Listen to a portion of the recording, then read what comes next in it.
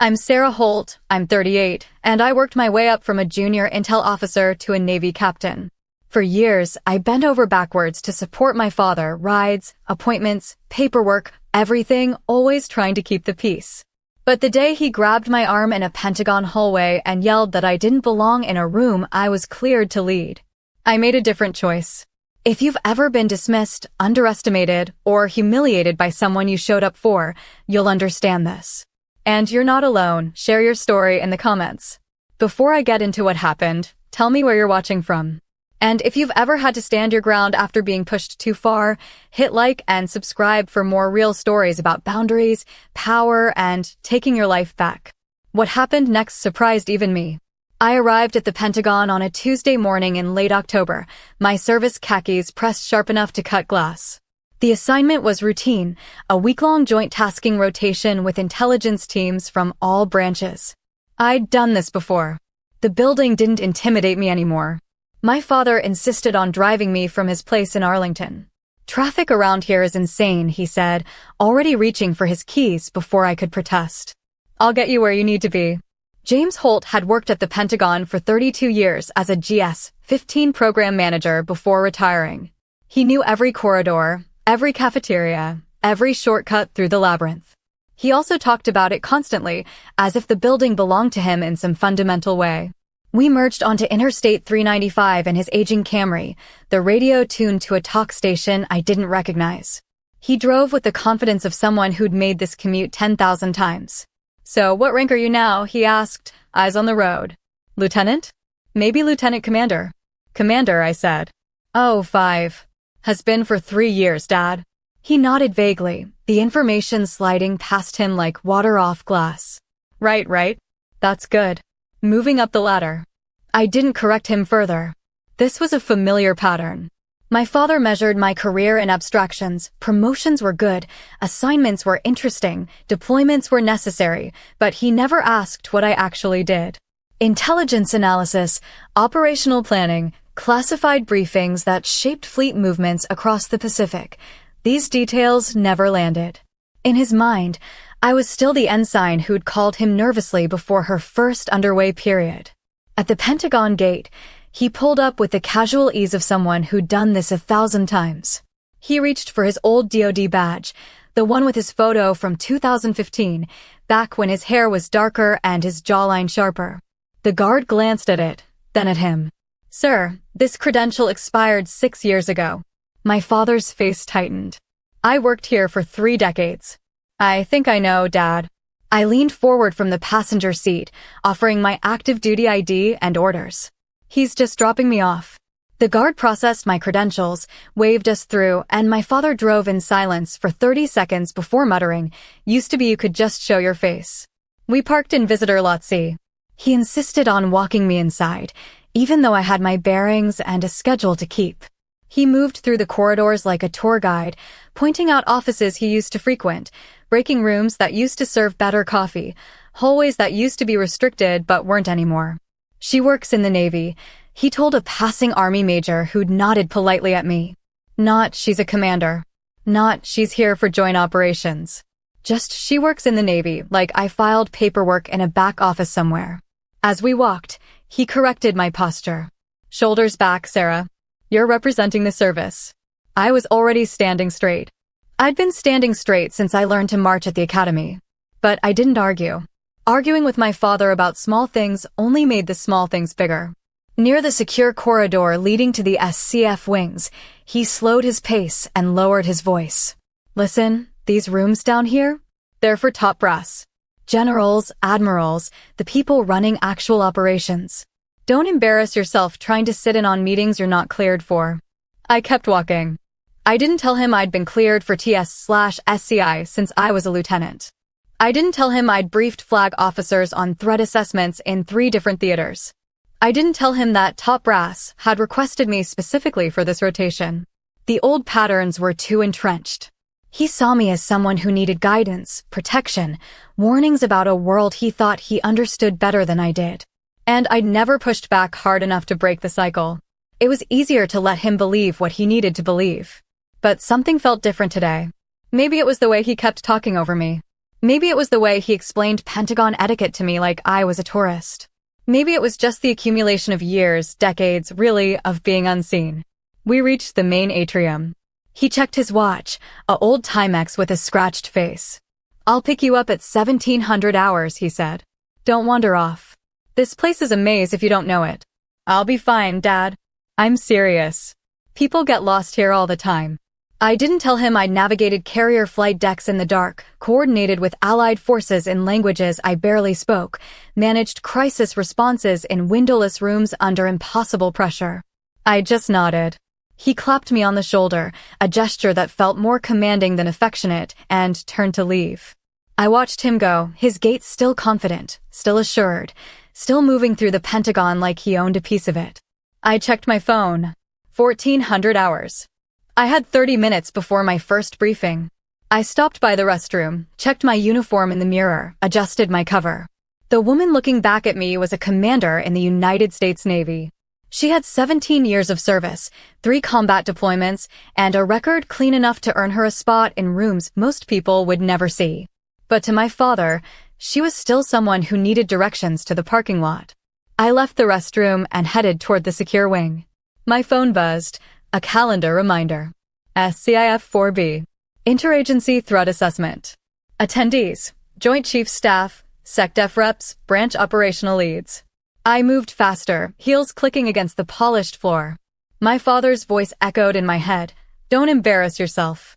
I passed officers of every rank, civilians with badges marking them as senior analysts, contractors with lanyards color-coded by clearance level. No one looked at me twice. I belonged here. But a part of me, a part one didn't like acknowledging, still felt like I was sneaking into a room I wasn't supposed to enter.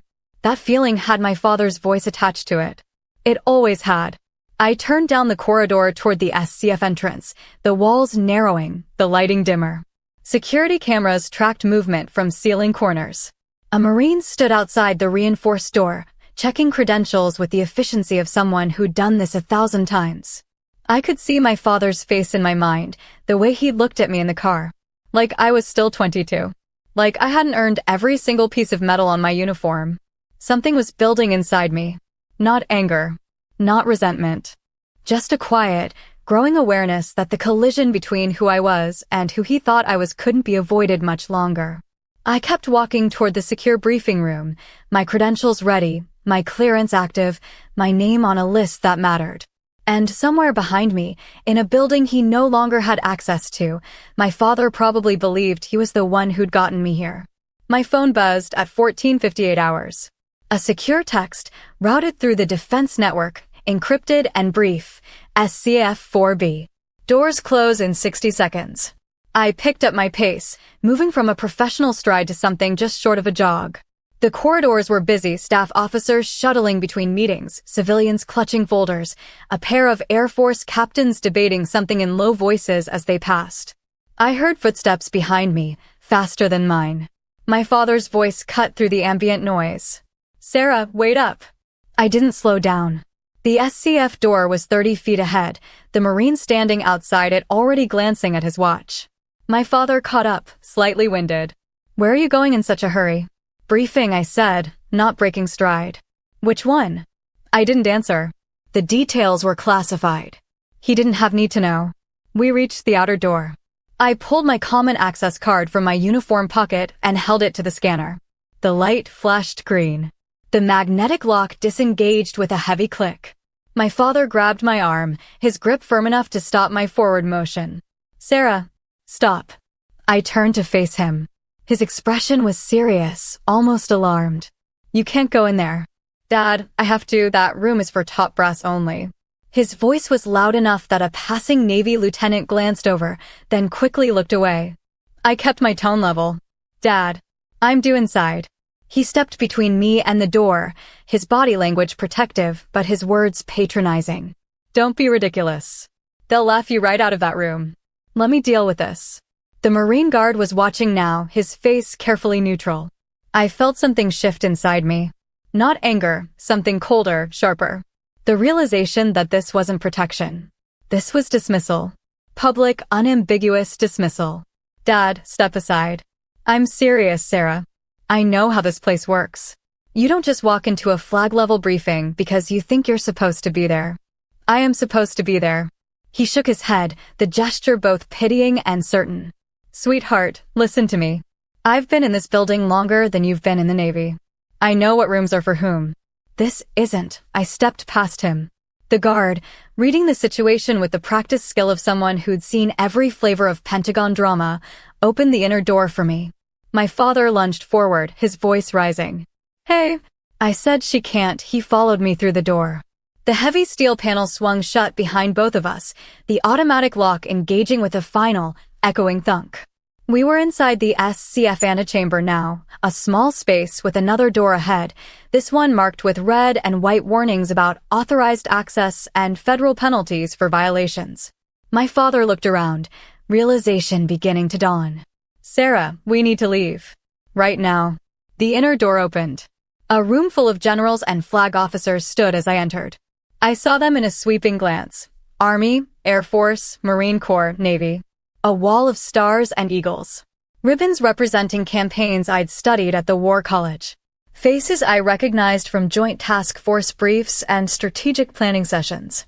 At the head of the table, a 4-star Army general, Marcus Boyd, if I remembered correctly, looked at me with the calm authority of someone who'd commanded divisions. Commander Holt. Welcome. Then his gaze shifted past me to my father, and his expression changed. Confusion, edged with something harder. And, who is this civilian? My father froze. The color drained from his face in stages, like a time-lapse of humiliation. He stood just inside the doorway of a space he had no clearance to enter, no authorization to occupy, no reason to be in. He opened his mouth. Nothing came out. General Boyd's tone remained even, but the question had weight. Commander, can you explain why an unauthorized individual has entered a secure compartmented information facility? Every eye in the room was on me now. Not judging, waiting. This was my briefing. My responsibility. My problem to solve. I kept my voice steady. Sir, this is my father, James Holt. He's a retired DoD civilian. He followed me and without realizing the space was restricted. It wasn't entirely true. He'd followed me in because he didn't believe I belonged here. But I wasn't going to say that in front of a room full of general officers. Boyd's expression didn't soften, but he nodded slightly. He pressed a button on the console in front of him. Security, we have an unauthorized civilian in SCF-4B. Please escort him out and document the incident. 2 guards appeared within seconds, their movements professional and impersonal. They didn't touch my father, but their presence made it clear he had no choice. My father looked at me, his face a mix of shock, confusion, and something I'd never seen before, fear. Not of the guards. Of the situation. Of the reality he couldn't deny anymore. Sarah, Dad, you need to go. He left without another word, flanked by the guards, his shoulders hunched in a way I'd never seen. The door closed behind him. General Boyd gestured to an empty seat at the table. Commander, please. I sat. The other officers settled back into their chairs. A Navy Vice Admiral 2 seats down gave me the smallest nod, acknowledgement, maybe support. Boyd opened a folder in front of him. Let's begin. Commander Holt, you're here to brief us on signal intelligence patterns in the South China Sea. The floor is yours. I opened my laptop, pulled up my presentation, and began. I spoke for 20 minutes, walking through data trends, threat assessments, and operational recommendations. I fielded questions from a Marine 3-star about asset positioning and a 2-star Air Force general about electronic warfare vulnerabilities. My answers were clear, backed by evidence, delivered without hesitation. When I finished, Boyd closed his folder. Thank you, Commander. Solid analysis. We'll incorporate this into the next phase of planning. The meeting continued without me. I gathered my materials and left the SCIF, my credentials scanned, my exit logged. Outside, in the bright corridor, I stood for a moment, letting my heart rate settle. My father was gone. The guards had taken him somewhere, probably to a holding area where they'd verify his identity, document the breach, and release him with a warning. I checked my phone. 15-20 hours. I had another meeting in 40 minutes. I walked toward the nearest break room, found an empty chair, and sat down. My hands were steady. My breathing was controlled. but something inside me felt cracked open, exposed in a way I wasn't ready to process. He grabbed my arm. He told me I didn't belong. He'd followed me into a restricted space because he couldn't accept that I knew something he didn't. And a room full of generals had stood up when I walked in. I closed my eyes, replaying the moment. The look on his face. The silence that followed Boyd's question. The way he'd left without defending himself because there was no defense. I wasn't angry. I wasn't even hurt. I was just tired. Tired of shrinking. Tired of managing his perception of me. Tired of letting him believe I was still someone who needed his guidance to navigate the world. I opened my eyes and checked my schedule. Another briefing. Another room. Another chance to do the job I'd spent 17 years learning to do. I stood up, smoothed my uniform, and kept moving. I grew up in a house where structure meant love. My father never said, "I'm proud of you," out loud, but he showed up to my high school track meets with a stopwatch, timing my splits and explaining where I could improve. He edited my college essays with the precision of a man who'd spent decades writing policy memos. When I told him I wanted to join the Navy, he drove me to the recruiter's office himself, sat through the briefing, and asked more questions than I did. He loved me. I never doubted that. But his love came with guardrails, corrections, and an unspoken belief that I needed guidance more than I needed trust. James Holt worked for the Department of Defense for 32 years, starting as a GS-9 analyst and retiring as a GS-15 program manager. He coordinated logistics for weapons systems, wrote budget justifications that went to Congress, and briefed generals on acquisition timelines. He was good at his job. He was proud of his work. And when he retired, he carried that identity with him like a uniform he refused to take off. He loved the idea of me joining the Navy. He imagined me as an officer, competent, disciplined, respected. But somewhere in his mind, I think he assumed I'd stay junior. That I'd rise to a certain point and plateau, the way most careers do. Oh, 1. Ensign. He helped me pick out my first uniforms. Oh, 2. Lieutenant junior grade. He asked if I was still on the ship. Oh, 3. Lieutenant. He started confusing my rank with job titles. So you're a department head now? Oh, 4. Lieutenant commander. He stopped asking about specifics. You're doing well, I'm sure. Oh, 5. Commander. He didn't attend my promotion ceremony. He said the drive from Arlington was too long. He never asked what I did. Not really. I tried to tell him once about an intelligence assessment I'd led, a threat I'd identified that shifted an entire carrier group's deployment timeline. He listened politely, nodded, and changed the subject to Pentagon parking policies. It wasn't malice. It wasn't even dismissiveness, not exactly. It was something else. An inability to update his internal model of who I was. In his mind, I was frozen at 22, newly commissioned, eager and unproven. He didn't see the years I'd spent in windowless rooms, analyzing signals that could mean the difference between stability and conflict. He didn't see the junior officers I'd mentored, the evaluations I'd written, the decisions I'd made under pressure that would have broken younger versions of me. He saw his daughter. And his daughter needed guidance. I enabled it. I'll admit that. Every time he corrected me in public, I stayed quiet. Every time he explained something I already knew, I nodded. Every time he introduced me as someone who works in the Navy, I let it slide. I told myself it didn't matter. That his perception didn't change the reality of my service. That I could be a commander at work and a daughter at home, and the two didn't need to intersect. But they did intersect. They always had. I helped him through his retirement, filing paperwork, explaining benefits, setting up his VA healthcare. He never thanked me, not directly, but he'd call me when he was confused about something, his voice tight with frustration. I'd walk him through it, step by step, the way I'd walk a junior analyst through a classified system. And then he'd turn around and explain how the Pentagon worked, as if I hadn't been working there, in one capacity or another, for over a decade. I remember one conversation about 2 years ago. I'd just returned from a deployment. We were having dinner at his place, something simple he'd thrown together. He asked how the deployment went. Busy, I said. We were tracking some significant developments he interrupted, when I was at the Pentagon, we had access to all that intel. I probably saw the same reports you're talking about. He hadn't. His clearance had been lower than mine. His access had been limited to acquisition and logistics. But I didn't correct him.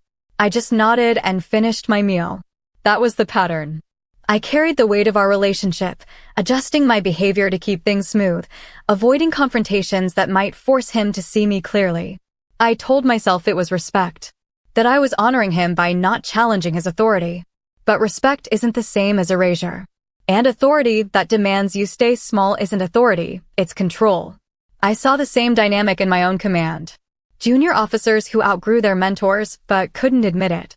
Senior leaders who felt threatened by competence they hadn't personally cultivated.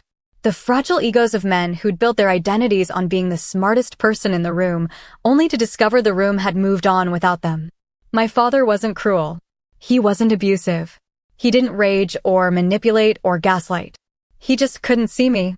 And I'd spent years making that easier for him. When I walked into that SCF, when he grabbed my arm and told me I didn't belong, I realized something. The betrayal wasn't new. It had been happening in small moments for years. I'd just been too busy protecting his feelings to notice. He didn't see me as a commander. He saw me as someone who needed to be saved from embarrassment. And when a room full of generals stood up for me, the truth became undeniable. Not just to him. To me. I'd been complicit in my own invisibility. I'd let him diminish me because confronting him felt harder than enduring it. But endurance has limits. And I'd just hit mine. The briefing lasted another 90 minutes. I sat in the back, taking notes, absorbing the discussion without contributing further. When it ended, the attendees filed out in clusters, conversations continuing into the hallway. Vice Admiral Leon Rourke caught my eye as he passed. "Good work in there, Commander." "Thank you, sir." He paused, glancing toward the door my father had been escorted through. "Everything squared away?" "Yes, sir." He nodded and moved on. No judgment. No pity. Just acknowledgement that something had happened and I'd handled it. I gathered my materials and left the SCF. The corridors felt different now, quieter, even though they were just as crowded. I moved through them on autopilot, my mind replaying the moment over and over. The grab. The scolding. The certainty in his voice when he said I didn't belong. I found an empty office, a small, windowless room used for overflow meetings, and sat down at the desk. My laptop was still open, the briefing slides glowing faintly in the dim light. I closed it. For a long time, I just sat there, staring at the blank wall in front of me. I thought about the last time my father had really listened to me. Not nodded politely, not interrupted with his own story, but actually listened. I couldn't remember. I thought about the moment in the SCF when General Boyd asked who he was. The way my father's face had changed. The humiliation, yes, but also the confusion, like he genuinely couldn't understand how he'd ended up there. He'd followed me into that room because he believed, with absolute certainty, that I was about to embarrass myself. That I'd misunderstood my clearance, overestimated my importance, wandered into a space I had no business occupying. He'd followed me to protect me. But protection without trust is just control. And control dressed up as love is still control. I pulled out my phone and stared at the screen. No messages from him. No calls. He was probably still being processed by security, filling out forms, answering questions about why he'd breached a SCF. I could call him. Smooth things over. Apologize for the confusion, even though I hadn't caused it. I put the phone down.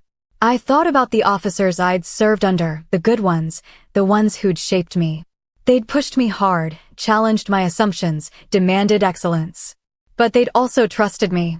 They'd seen my potential before I did and created space for me to grow into it. My father had done the opposite.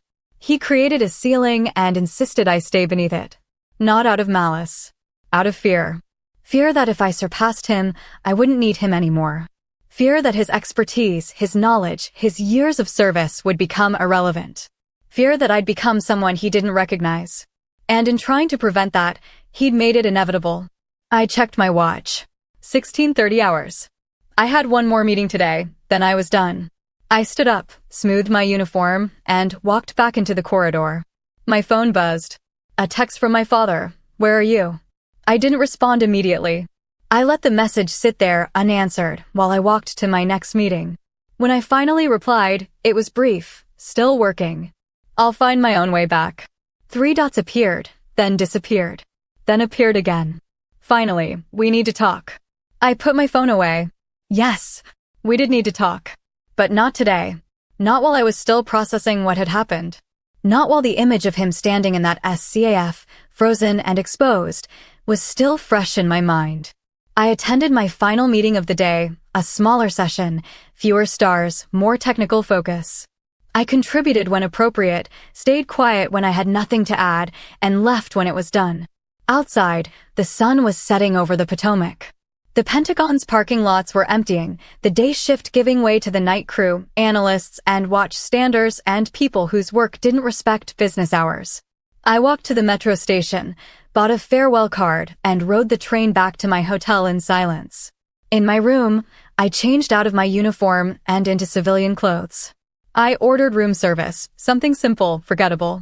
I ate without tasting it. Then I sat on the edge of the bed and let myself feel it. Not anger. Not even sadness, exactly. Just recognition. The relationship I'd had with my father, the one where I stayed small so he could feel steady, was over. I didn't know what would replace it. But I knew I couldn't go back. He was waiting in the hotel lobby when I came down the next morning. I saw him before he saw me, sitting in one of the oversized chairs near the entrance, his jacket zipped up despite the warmth, his hands clasped in his lap. He looked older than he had yesterday. Smaller. I considered turning around, taking the side exit, avoiding the conversation entirely. But that would just delay the inevitable. I walked over. He stood when he saw me, his movements stiff. Sarah. Dad. We stood there for a moment, neither of us sure how to start. He broke first. You made me look like an idiot. Not an apology. An accusation. I kept my voice level. You entered a secure compartmented information facility without clearance. I didn't make you do that. You know what I mean. No, Dad. I don't. He shifted his weight, frustration tightening his jaw. I was trying to help you. I didn't want you to walk into a room full of generals and get humiliated. I was invited to that room. My name was on the access list. I was there to brief them. He shook his head, the gesture dismissive. You don't understand how these things work. I understand exactly how they work. Sarah, I'm a commander in the United States Navy. I've held a TS/SCI clearance for over a decade. I've briefed flag officers in 3 different theaters. The reason you didn't know I belonged in that room is because you've never asked what I actually do. His face flushed. That's not fair. Isn't it? He looked away, toward the lobby windows, the morning light harsh and unforgiving. I've always supported your career. You've supported the idea of my career. You've never engaged with the reality of it. I drove you to the Pentagon. I tried to help, you tried to control. The word landed hard. He flinched, then recovered, his expression hardening. I'm your father. I have a right to what? To tell me where I don't belong? To grab my arm in public? To follow me into a restricted space because you couldn't believe I knew better than you. He didn't answer. I took a breath, steadying myself. Dad, I need space. Space. Yes. What does that mean? It means I need you to step back. I need time to figure out what this relationship looks like when I'm not managing your perception of me. He stared at me, his face cycling through emotions I couldn't quite name. Hurt. Anger. Confusion. Pride refusing to give ground. This is ridiculous, he said finally. You're overreacting. I'm not. I made a mistake. I didn't realize, it's not about the mistake, Dad. It's about the pattern. It's about years of you talking over me, dismissing me, treating me like I'm still 22. I don't do that. You did it yesterday. You've done it 1,000 times before. He opened his mouth, then closed it. For a moment, I thought he might actually hear me. That something might shift. Instead, he straightened his shoulders and said, I think you're being unfair. But if you need space, fine. I'll give you space. It wasn't an acknowledgement. It was a retreat. I nodded. Okay, I'll head out. He picked up his jacket from the chair. When you're ready to talk like adults, you know where to find me. He left without looking back. I stood in the lobby, watching him go, feeling the weight of something ending without resolution. A part of me wanted to call after him, to soften the blow, to make it easier for him. But I didn't. I'd spent too many years making things easier for him. I went back to my room, packed my things, and checked out. The rest of the week passed in a blur of meetings, briefings, and reports. I focused on the work, let it fill the spaces where thoughts of my father tried to intrude. On my last day at the Pentagon, I walked through the corridors one final time, taking in the controlled chaos, the hum of a building that never really slept. I thought about my father moving through these same halls year after year, building his identity around his proximity to power. And I realized he'd never had power.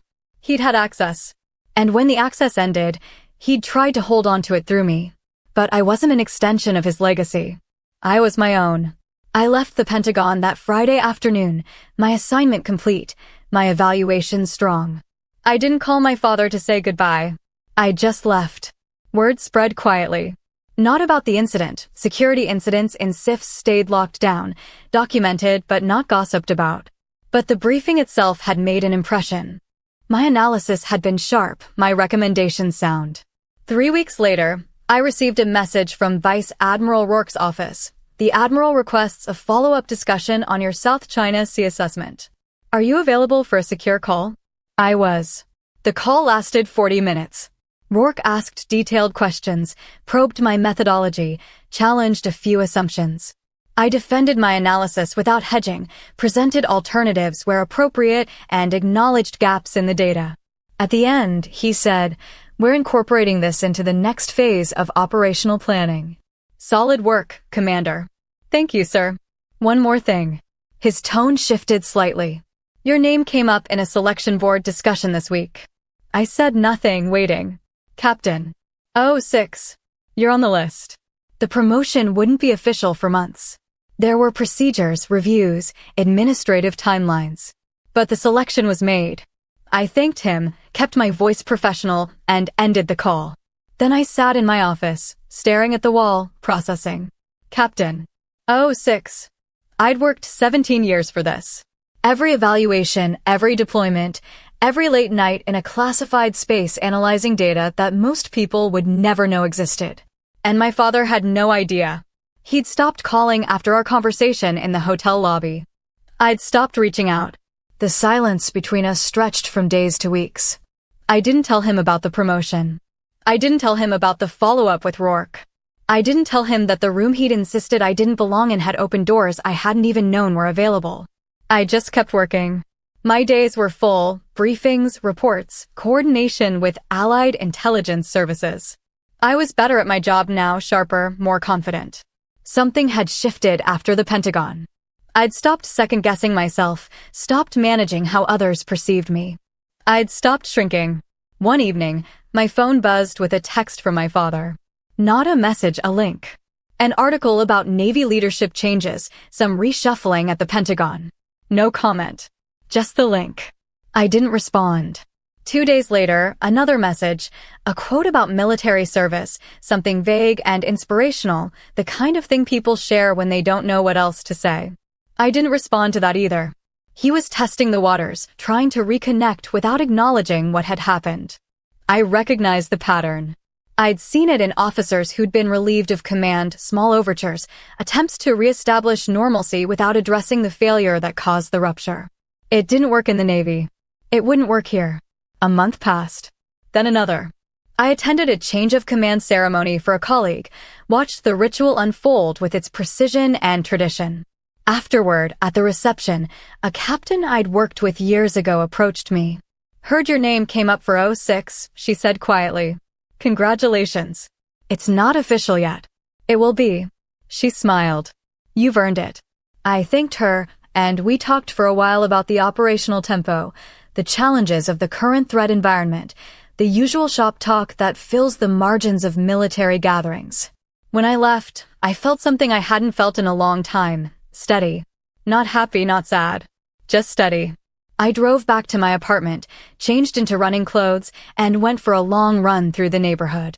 The air was cool, the streets quiet. I thought about my father. About the years I'd spent trying to be someone he could understand. I thought about the moment in the SCAF, the look on his face, the reality he couldn't deny. I thought about the silence that had followed, the space I'd asked for and he'd refused to fill with anything real. And I realized I didn't need his approval anymore. I'd needed it once. Desperately. It had shaped my choices, my behavior, my willingness to stay small. But I'd outgrown it. Not because I was angry. Not because I wanted to punish him. Just because I'd finally seen myself the way that room full of generals had seen me, as someone who belonged. I finished my run, showered, and made dinner. I ate slowly, deliberately, tasting each bite. Then I sat down and wrote my father an email. Not long. Not emotional. Just clear. Dad, I know you've been trying to reach out. I appreciate it. But I need you to understand something. I can't have a relationship with you where I'm still the person you think I am instead of the person I've become. If you want to know who I am now, you'll have to ask. And you'll have to listen. Until then, I need to keep my distance. I hope you can understand. I read it twice, then sent it. He didn't respond. And that, somehow, felt like an answer. The promotion ceremony was small. Not because I wanted it that way, because that's how these things worked when you weren't at a high-profile command. A conference room, a flag officer, a few colleagues, a photographer documenting the moment for official records. Vice Admiral Rourke conducted the ceremony himself. He read the orders, spoke briefly about my service, and pinned the captain's eagles onto my shoulder boards. Congratulations, Captain Holt. Thank you, sir. We shook hands. The small group applauded. Someone handed me a framed copy of my promotion orders.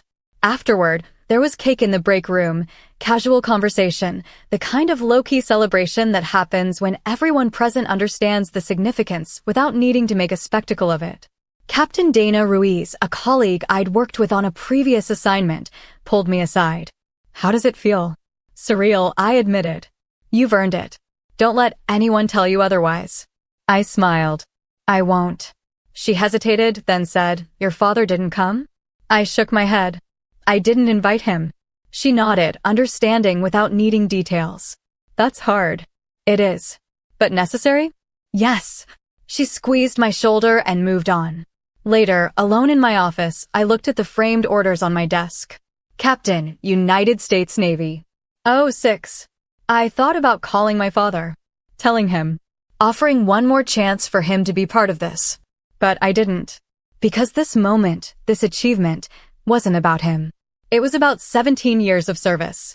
It was about the junior officers I'd mentored, the operations I'd supported, the long hours in windowless rooms making decisions that mattered. It was about the room full of generals who'd stood when I walked in. It was about me. I packed up my things, turned off the lights, and headed home. That night, I received a message from my father. Just 3 words, I heard. Congratulations. No acknowledgement of the email I'd sent. No reflection on what had happened. Just a polite, distant recognition of something he'd learned through other channels. I replied, Thank you. Nothing more. 2 days later, he sent another message, Can we talk? I didn't respond immediately. I let the question sit unanswered while I thought about what I wanted. Did I want a relationship with him? Yes. Did I want the relationship we'd had? No. Could he change enough to make a new relationship possible? I didn't know. After a week, I replied, I'm not ready yet. I'll reach out when I am. He didn't push. Maybe he understood. Maybe he just didn't know what else to say. Months passed. I settled into my new rank, took on new responsibilities. The work was demanding, the stakes higher, the decisions more consequential. I was good at it. I carried myself differently now, not arrogant, just certain. I'd stopped questioning whether I belonged in the rooms I was invited to. I'd stopped managing other people's perceptions of me. I was a captain in the United States Navy. I'd earned it. And no one, not my father, not anyone, could take that away from me. One evening, I was reviewing intelligence reports in my office when my phone buzzed. A message from my father. I've been thinking about what you said. You're right. I didn't listen. I'm sorry. I stared at the screen. It wasn't a full apology. It didn't address everything. But it was more than he'd given before. I typed a response, deleted it, typed another. Finally, I appreciate that. It means a lot. A pause. Then, can we start over? Slowly? I thought about it. About the years of frustration, the accumulated weight of being unseen. About the moment in the SCIF, the grab, the dismissal.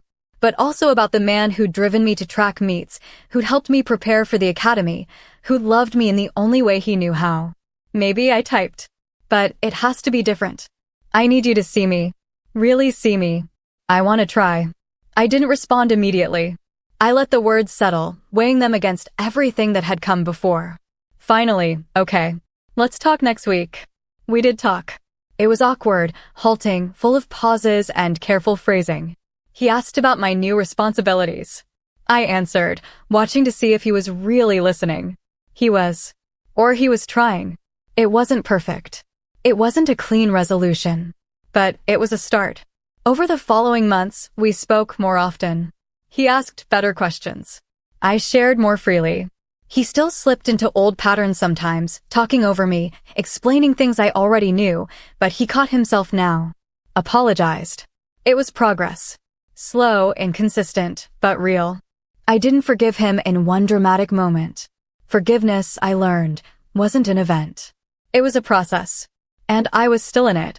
6 months after my promotion, I returned to the Pentagon for another joint tasking rotation. I walked through the same corridors, past the same SCF where it had all happened. The building felt different now. Or maybe I felt different in it. I attended a briefing in SCF 4B, the same room. Different attendees, different topic, but the same space. When I walked in, the generals stood. I took my seat, delivered my brief, fielded questions with the confidence that came from knowing I belonged there. Afterward, Vice Admiral Rourke approached me. Excellent work, Captain. We'd like you to lead the next phase of this assessment. I'd be honored, sir. He nodded, then said casually, I heard your father used to work here. He did. Must be proud. I paused, considering. I think he's getting there. Rourke smiled slightly. That's all we can ask. He moved on, and I gathered my materials. As I left the building, I passed the visitor entrance where my father had tried to use his expired badge. Where he'd driven me, convinced I needed his guidance. I thought about calling him, telling him I'd been back, that I'd briefed in the same room he'd been escorted out of. But I didn't. Not to punish him. Not to make a point. Just because it didn't matter anymore. His validation, or lack of it, didn't define me. I walked to my car, drove back to my hotel, and prepared for the next day's meetings. That evening, I sat on the balcony of my hotel room, looking out over the city. The Pentagon was visible in the distance, its lights steady against the darkening sky. I thought about the young ensign I'd been, nervous and eager, desperate to prove herself. I thought about the commander who'd walked into that SCF, still carrying the weight of her father's expectations. And I thought about the captain I was now, steady, certain, defined by her own choices. The legacy wasn't revenge. It wasn't even justice. It was truth. The truth that I'd earned my place. That I'd worked for it, sacrificed for it, grown into it. The truth that his inability to see me didn't change what I'd become. The truth that real authority comes from confidence, integrity, and the willingness to lead without needing to diminish others. He told me that room was for top brass only. I'd walked in anyway. And they'd been waiting for me. Not because of him. Not in spite of him. Just because I belonged there. I stood up, walked back inside, and closed the door. Tomorrow, I'd brief another room full of flag officers. I'd make decisions that mattered. I'd lead with the clarity that came from knowing exactly who I was. And my father, wherever he was, whatever he thought, would have to find his own way to peace with that. I was done carrying his doubt. I had work to do. 20 years changes everything and nothing. I'm 58 now, a vice admiral with 2 stars that feel heavier some days than others. The Navy gave me a 3rd decade of service, assignments that took me from the Pacific Fleet to Strategic Command, from carrier strike groups to the Pentagon's inner ring. I've briefed presidents, managed crises that never made the news, and mentored officers who now outrank the person I was when this all started. My father is 87. He lives in a senior community outside Arlington, the kind of place with landscaped walkways and activities coordinator who sends weekly newsletters. He moved there 6 years ago, after a minor stroke made it clear he couldn't manage the house alone. I helped him downsize, sorted through decades of accumulated documents, old DoD memos, performance reviews from the 1990s, photographs of a Pentagon that doesn't exist anymore. We found my academy graduation photo in a box labeled miscellaneous. Not framed. Not displayed. Just filed away with his tax returns from 2001. I didn't say anything. Just put it in the pile of things to keep. Our relationship rebuilt itself slowly, unevenly, like scar tissue forming over a wound that never quite healed properly. We talk on the phone every Sunday morning. I visit once a month when my schedule allows. We've developed a careful rhythm, topics that are safe, subjects we avoid, a mutual understanding that some things are better left in the past. But the past has a way of resurfacing. Last Tuesday, I received a call from the community's director. My father had collapsed during breakfast. Not another stroke, just age, fragility, the body's gradual surrender to time. They'd taken him to the hospital as a precaution. Everything was stable. But I should come. I was in San Diego, midway through a conference on naval intelligence integration. I made my apologies, delegated my remaining sessions, and caught the next flight to DC. By the time I arrived at the hospital, he was awake, irritated, insisting he was fine and that everyone was overreacting. The doctor, a patient woman in her 40s who clearly dealt with stubborn elderly men on a regular basis, explained that he was dehydrated, his blood pressure had dropped, and they wanted to keep him overnight for observation. "This is ridiculous," my father muttered. I just stood up too fast. "Dad, let them do their job." He looked at me, seemed about to argue, then settled back against the pillows. "You didn't need to come all the way out here." "I know. I'm fine. I know." We sat in silence for a while. The hospital room was generic, pale blue walls, a television mounted in the corner, the steady beep of monitors tracking his vitals. Through the window, I could see the parking lot, the late afternoon sun casting long shadows across the asphalt. "How's the conference?" he asked finally. "Good. Important discussions about integration frameworks." He nodded vaguely. 20 years ago, he would have interrupted, explained something about Pentagon procedures, tried to connect my work to his own experience. Now he just listened. "You'll go back?" he asked. "Tomorrow, probably. Depends on what the doctor says." "You should go back today." "I told you, I'm fine." I didn't argue. I just stayed. A nurse came in to check his vitals, asked him questions about his pain level and whether he needed anything. He was polite but curt, the way he'd always been with service workers, not rude, just transactional. After she left, he closed his eyes. I thought he'd fallen asleep, but then he said, quietly, "I've been thinking about that day at the Pentagon." I went still. We'd never talked about it directly. Not in 20 years. We'd danced around it, referenced it obliquely, but never actually discussed what happened in that SCF. "Dad, you don't need to." I was embarrassed, he continued, eyes still closed. Not just in the moment. For years after. I couldn't understand how I'd gotten it so wrong. I didn't know what to say. He opened his eyes, turned his head to look at me. "I really didn't know what you did." "I thought I did, but I didn't. And when I saw those generals stand up for you, when I heard that 4-star call you Commander Holt like you were important." He trailed off. "I was important," I said gently. "I am important. Not because of rank. Because of the work. I know that now. Do you?" He was quiet for a moment. "I spent 32 years at the Pentagon thinking I was close to power.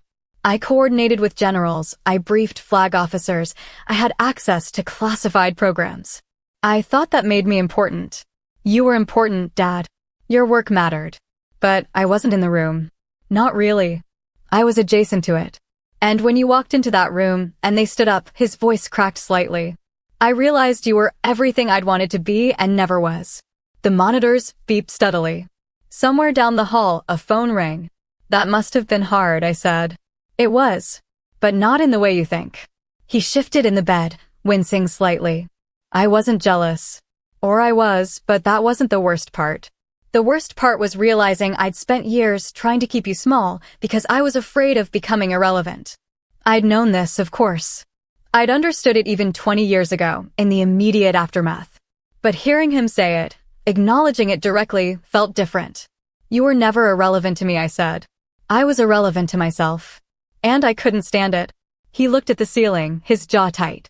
"When I retired, I lost my identity. I didn't know who I was without the building, without the badge, without the meetings. And then you kept rising, kept achieving, and I couldn't. I couldn't be happy for you because your success reminded me of my own obsolescence." This was the most honest he'd ever been with me. "I'm sorry," he said. "I know I've said it before, but I don't know if I ever really explained what I was sorry for." Not just for that day. For all of it. For not seeing you. For talking over you. For treating you like you were still a junior officer when you'd already become the kind of leader I'd only ever read about.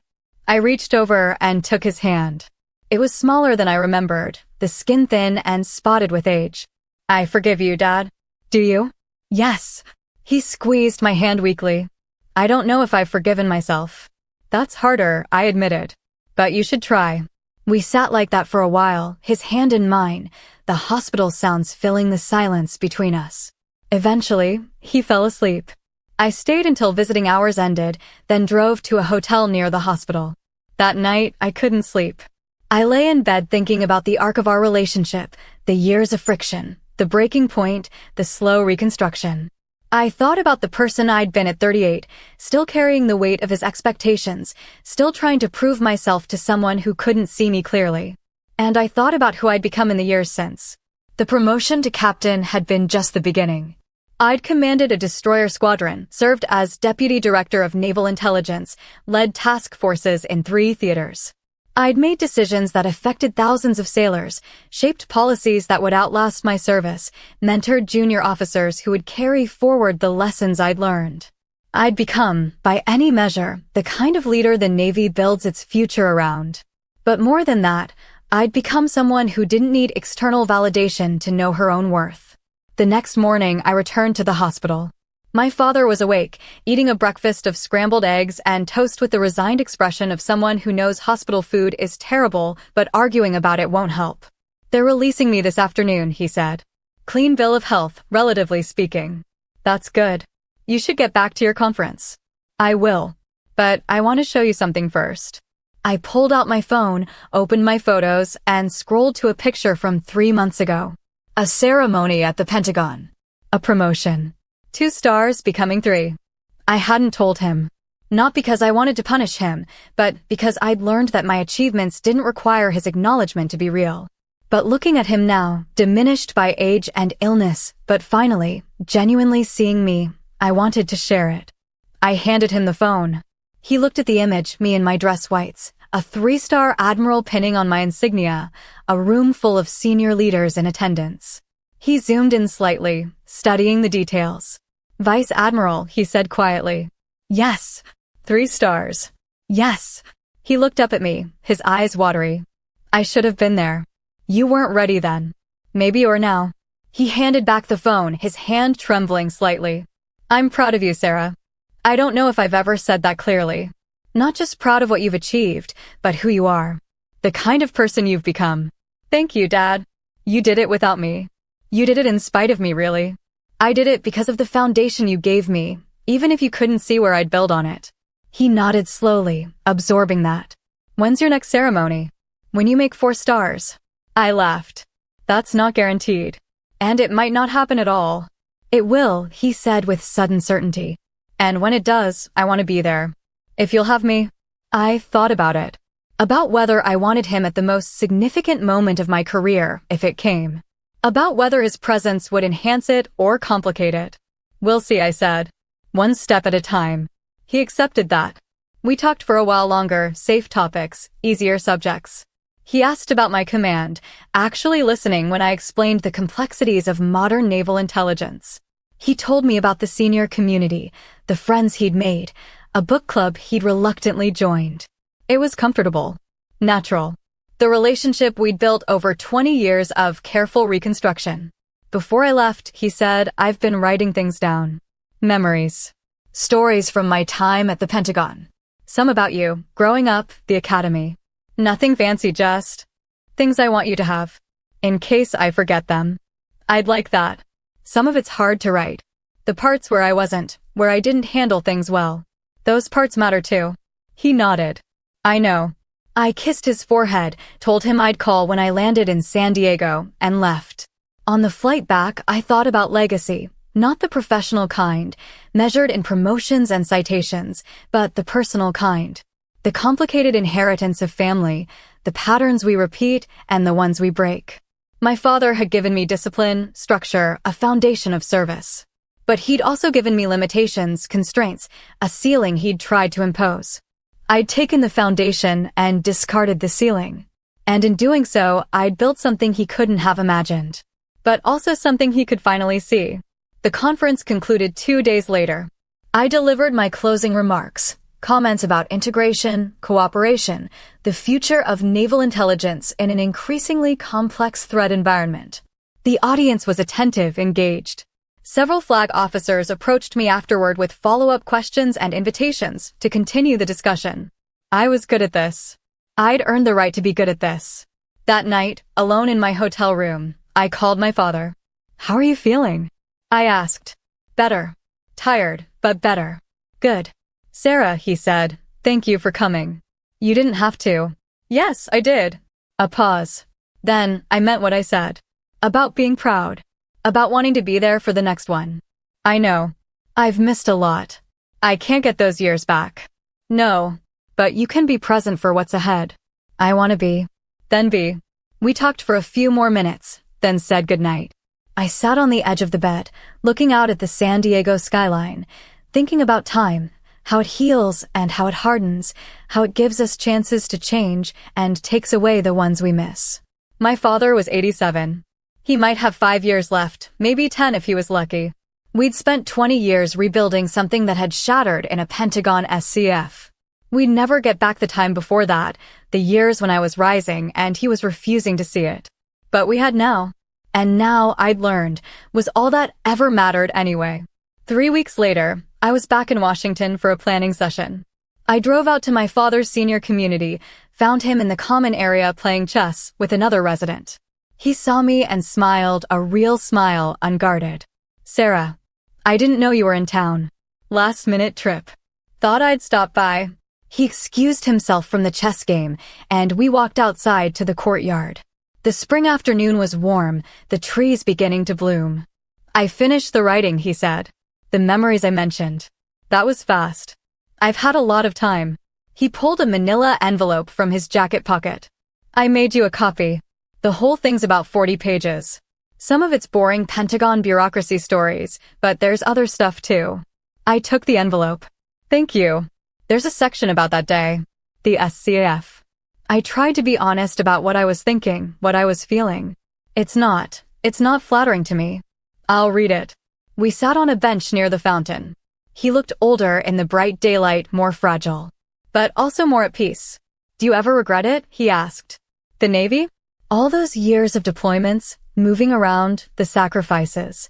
"No," I said. "Never. Not even a little?" "Not even a little." He nodded. "Good. You shouldn't. You built something remarkable." We sat in comfortable silence, watching residents move through the courtyard, couples walking slowly, a woman reading on a nearby bench. "I'm thinking about retirement," I said. "Not immediately, but in the next few years. 35 years of service is a good run." "What will you do?" "I don't know yet. Teach, maybe. Consult. Write. You'd be good at any of it." "We'll see." He turned to look at me. "When you do retire, when you have that ceremony, I want to be there. If I'm still around." "You will be." "You don't know that." "No. But I'm choosing to believe it." He smiled. "Faith. That's new for you." "I learned it from watching sailors. Sometimes faith is all you have." We talked for another hour, then I had to leave for my meeting. He walked me to my car, moving slowly but steadily. "Dad," I said before getting in, "I'm glad you wrote those memories down. All of them, even the hard parts." "Me too." I drove back to the Pentagon, that envelope on the passenger seat beside me. That night, in my temporary quarters, I opened it and began to read. His handwriting was shakier than I remembered, but the words were clear. He wrote about his early years at the Pentagon, the pride he'd felt working in the building, the sense of purpose. He wrote about meeting my mother, my childhood, the day I told him I wanted to join the Navy. And then he wrote about the SCF. I followed her into that room because I couldn't accept that she'd surpassed me. Not professionally, I knew intellectually that she'd risen in rank. But I couldn't accept that she belonged in spaces I'd never accessed. I'd spent 32 years close to power, and she'd walked past me into the center of it. When those generals stood up for her, I felt my entire identity collapse. I wasn't her father in that moment. I was a civilian who'd breached security, a man who'd gotten everything wrong, someone who couldn't protect her because she didn't need protecting. She was the one with authority. She was the one who belonged. And I'd never felt smaller or more ashamed. I read the passage 3 times, then kept going. He wrote about the years after, the slow process of accepting who I'd become, the struggle to build a relationship that didn't depend on him being the authority. I don't know if she's forgiven me. She says she has, but I wonder if it's complete. Maybe forgiveness isn't supposed to be complete. Maybe it's something you keep working at, like maintaining a ship or tending a garden. You do the work, day after day, and eventually something grows. Not the same as what was there before, but something new. Something that can survive. I closed the envelope and sat with it. He was right. Forgiveness wasn't complete. It was ongoing, imperfect, built on daily choices to show up and try. But it was real. And after 20 years, that was enough. The next morning, I called him. I read what you wrote, I said. And? It's honest. Thank you for that. I tried. I know. And Dad? Yes. You're wrong about one thing. What's that? I have forgiven you. Completely. Not because you've earned it or because enough time has passed, but because holding on to it doesn't serve either of us anymore. He was quiet for a long moment. Then, thank you, Sarah. That means more than you know. We talked for a few more minutes, then I had to go. But something had shifted. 20 years ago, in a Pentagon SCAF, my father had seen me clearly for the first time. Today, I'd seen him clearly too. Not the man who'd tried to keep me small. Not the father who couldn't acknowledge my achievements. But a man who'd made mistakes, lived with regret, and was trying, genuinely trying, to be better. That was all anyone could do. And it was enough. That's how it all unfolded. A moment I never expected, every general standing for me, and my father finally seeing who I actually am. If you've ever had someone in your life underestimate you, talk down to you, or refuse to see your growth, how did you handle it? Did you confront them, or did you walk away? Tell me your experience in the comments. I read everything. And if stories about boundaries, respect, and reclaiming your power resonate with you, make sure to like, subscribe, and share this video with someone who needs it. I'll see you in the next one.